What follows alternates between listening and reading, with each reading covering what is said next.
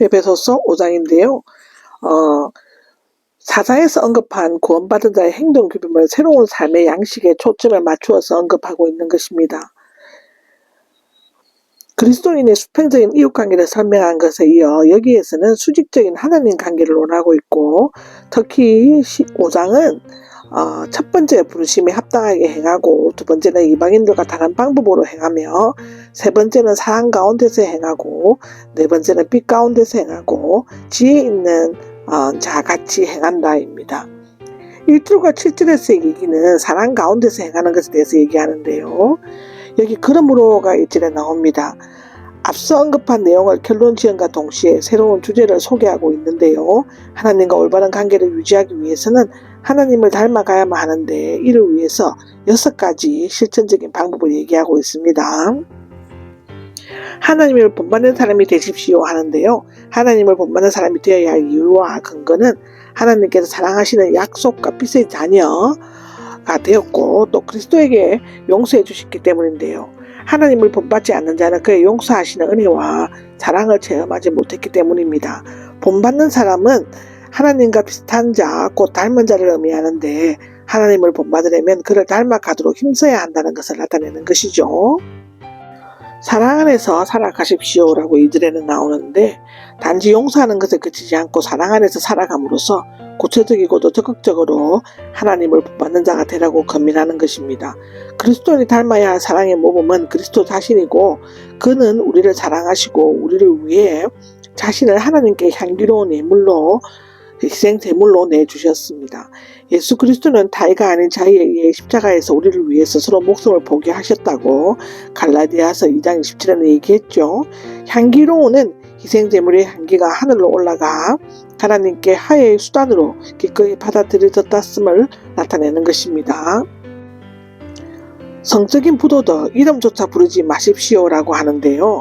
성적인 부도덕은 결혼관계 위에 불법을 적인 성관계와 온갖 종류의 성적인 부도덕한 타락을 나타냅니다. 더러운 것은 음행을 포함하여 온갖 더럽고 추잡한 행위를 말하는 것이죠. 탐욕은 자신의 이익만을 추구하는 탐욕이나 온갖 더러운 것을 갈망하는 끝없는 성적 요구를 의미합니다.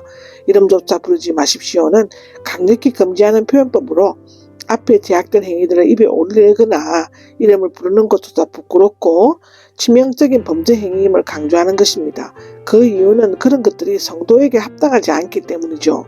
문자적으로는 부르지 않는 것이 합당하다이지만 그런 행위들과 이름을 부르는 것은 합당치 않다는 뜻으로 갈 수 있습니다. 엄당한 말이나 해서는 안 됩니다라고 4절에 나오는데, 그리스도인의 언어 생활에 대한 권면이며 3가지 악행은 신약 성경에서 이곳에만 나오는데요. 엄당한 말, 어리석은 말이나 유치한 농담입니다. 특히 여기 유치한 농담은 재치 있음이지만 저속한 뜻으로는 상스러운 독설입니다. 부도덕적인 인상을 풍기는 재담을 의미하는데, 이런 것들은 그리스도에게 합당한 것이 아니므로 결코 해서는 안 된다는 것입니다. 감사하는 말은 앞에 있는 악행들이 어리석고 무익한 헛된 말임에 대해 감사하는 말은 유익하고 가치 있고 하나님께 영광을 돌리는 말이다입니다. 이 말은 은혜를 끼치는 말보다 나는 하나님의 은혜에 대해 감사하는 말로 이해하는 것이 좋은데요. 그리스도를 따르는 자들은 부정적이고 더럽고 제약된 말을 해서는 안 되며, 그 대신 죄에서 구속해 주신 하나님께 대한 감사가 마음을 항상 채우고 그들의 입에 자주 올라야 한다는 것입니다. 골로새서 2장 7절에 나와 있죠. 분명히 알아두십시오라고 5절에 나오는데요. 현재 직설법으로 번역하면 여러분은 이것을 알고 있다가 되고, 명령법으로 번역을 하면 여러분은 아십시오가 됩니다. 2가지 해석이 모두 가능하죠. 그러나 바울이 계속 명령하는 어조로 말하고 있기 때문에 명령형으로 변화하는 것이 좋습니다. 알아두십시오는 현재 분사로서 경험적으로 확실히 아는 것을 의미하죠.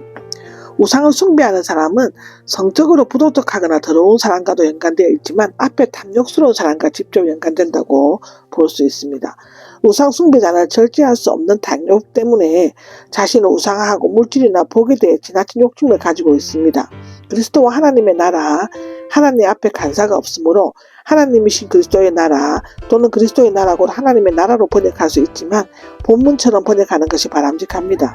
이것은 하나님 나라가 두 개가 나는 것이 아니라 지금은 일시적으로 그리스도에게 위탁되었지만 근본적으로는 하나님의 나라, 악행하고 타락한 무리들은 하나님의 나라에서 상속을 받지 못할 뿐만 아니라 무서운 벌을 받게 된다는 것인데, 받지 못합니다가 현재형으로 되어 있는 것은 악행들이 하나님 나라에서 상속을 받게 될 것이라는 사실을 지금 알지 못하고 있다는 것을 암시해주고 있죠. 헛된 말로 속이지 못하게 하십시오라고 합니다. 헛된 말은 진리가 없이 텅 빈 공허한 소리라는 뜻이죠. 아마도 에베소 교회 안에서 앞에 말한 악행들이 심각한 죄악이 아니며 그들의 공동체나 개인 생활에 아무런 영향을 미치지 못할 것이라는 헛된 말로 미혹하는 자들이 있었던 것 같습니다. 그들이 누구인지에 대해서는 여러 가지 설이 있지만 아마도 믿지 않는 이방인들이나 교회의 거제 형제들이었을 것이며, 그들은 곧 불순종한 자들이었습니다. 이런 자들에게는 하나님의 진노가 내리게 되는데, 여기 내립니다는 현재형으로 하나님이 지금 언제나 임하고 있을 뿐만 아니라 장래에도 임하게 될 것이라는 것입니다. 그런 사람들과 함께 하지 마십시오라고 하는데요. 함께 하지는 함께와 가치와 가진다의 합성입니다. 재나 심판을 받는 일에 참여하는 것을 말한다고 하는데요. 그와 교제하기보다는 사람을 닮고 그와 교제하는 동안 가장 중요한 하나님과의 관계를 깨트림으로써 그들과 함께 마땅히 벌을 받게 된다는 것입니다. 그러나 이것은 그들과 전혀 교제하지 말라는 뜻은 아니라고 하고요. 빛 가운데서 행함이 8절에서 14절까지 기록되어 있습니다. 앞에서 하나님을 본받기 위해 사랑 가운데 행하라고 건면한 후에는 여기에서는 빛 가운데 행하라고 촉구하고 있습니다. 사랑 안에서 사는 삶의 인생에 큰 활력을 불어넣고 강력한 행동의 동기를 제공하는 것이죠. 여기 빛의 자녀들이 나옵니다. 에베소 교인들이 악행하는 자들과 함께해서는 안 되는 이유는 그들이 전에는 어둠이었지만 이제는 주님 안에서 빛과 빛의 자녀들이 되었기 때문이죠. 그리스도는 참빛이므로 그 안에 있는 자는 빛 가운데, 그를 떠난 자는 어둠 가운데 살게 된다는 것입니다. 천국의 빛은 나라, 지옥은 어둠의 나라인데요.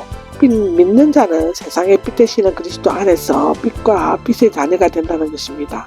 사회에서 발견된 쿰란 문서에는 전인들을 빛의 임금의 지배 아래 있는 빛의 아들과 암흑의 천사의 지배 아래 있는 거짓 아들로 분류하고 있죠. 빛은 참 생명과 행복과 소망은, 어둠은 무식과 혼란과 절망 상태를 상징합니다. 빛의 자녀가 된 자는 하나님의 자녀답게 행동하고 실천해야 한다는 것이죠. 9절에는 빛의 열매가 나옵니다. 일부 사본들에는 성령의 열매로 되어 있는데 아마도 필사자가 이미 성령의 열매를 열거한 것을 생각하면서 빛 대신 성령이 독자들에게 이해에 도움을 주리라고 믿고 시켰을 것입니다. 하나님의 사랑의 빛을 풍부하게 받은 자들은 그리스도와 연합함으로써 변화된 그리스도의 삶을 그 열매로 증거를 해야 하는 것이죠. 빛의 열매는 모든 선함, 자비롭고 온유하고 도덕적인 성품과 또 어려움은 공정과 결백, 진실함은 말과 행위에 있어서 순수하고 정직한 도덕적 진실인 것입니다. 이 세 가지 빛의 열매를 어두움에 반대되는 것으로 빛이신 그리스도께서 성도들과 공유하는 신적 속성이며 그리스도의 삶 속에서 당연히 맺어져야 할 행함의 결실인 것인데요. 열매가 단수로 되어 있는 것은 세 가지 열매들이 하나로 연합되어 참 아름답고 맛있는 열매가 된 것을 나타내는 것이죠. 빛의 분별 찾으려고 노력하십시오라고 나옵니다. 현재 분사이죠. 시험하다, 분별하다, 실종하다를 의미하는데요. 금속의 질을 분별할 때 사용됩니다. 마치 자녀가 부모의 표정을 살펴가며 효도를 하는 것처럼 주님께서 기뻐하시는 것이 무엇인가를 잘 살피고 그것에 따라 행동하도록 노력하는 것입니다. 그것을 잘 분별하려면 성령의 인도함을 받아 성령의 가르침과 양심의 판단에 따라야 하는 것이죠.